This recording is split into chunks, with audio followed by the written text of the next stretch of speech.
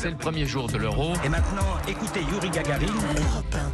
7h18, retour sur Actu. À présent, tout l'été, on prend le temps de vous emmener dans les archives d'Europe 1 et Dieu sait si elles sont riches. Décidément, la fin de l'hiver est souvent agitée dans le monde slave. Il y a 8 ans, le 11 mars 2014, la République de Crimée, rattachée à l'Ukraine depuis 1954, déclarait son indépendance. Bonjour, Lord d'Autriche. Bonjour à tous. Alors, on se rappelle que tout est allé très vite dans ces événements.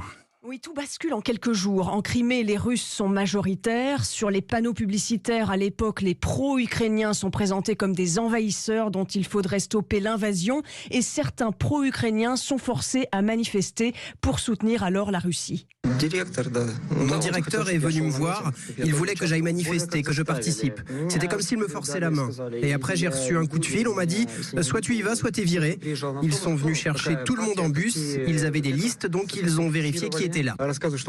Ils nous ont même dit qu'ils nous couperaient l'électricité et le gaz. Le 11 mars, donc, le Parlement de Crimée adopte une déclaration d'indépendance à l'égard de l'Ukraine. Et écoutez ce proche de Vladimir Poutine, Alexei Pouchkov, qui est ce jour-là l'invité de Jean-Pierre Elkabbach sur Europe 1. Il qualifie le gouvernement ukrainien de néo-nazi, terme utilisé aussi il y a 15 jours par Vladimir Poutine. Il y a des formations paramilitaires qui patrouillent les rues de Kiev avec des signes de SS sur les manches.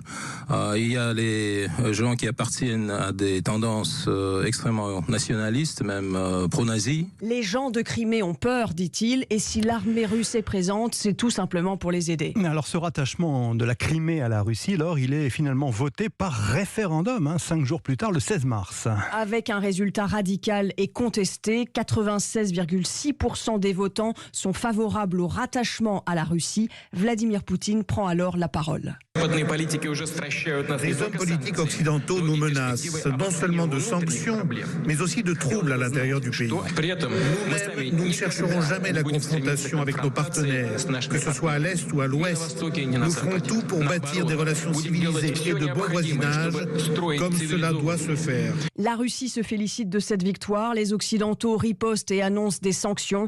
Vladimir Poutine signe un accord au Kremlin. La Crimée est officiellement rattachée à la Russie le 18 mars 2014. Tout s'est finalement joué en 3 semaines. Merci, Lord d'Autriche. Tous les matins, la plongée dans les archives d'Europe 1.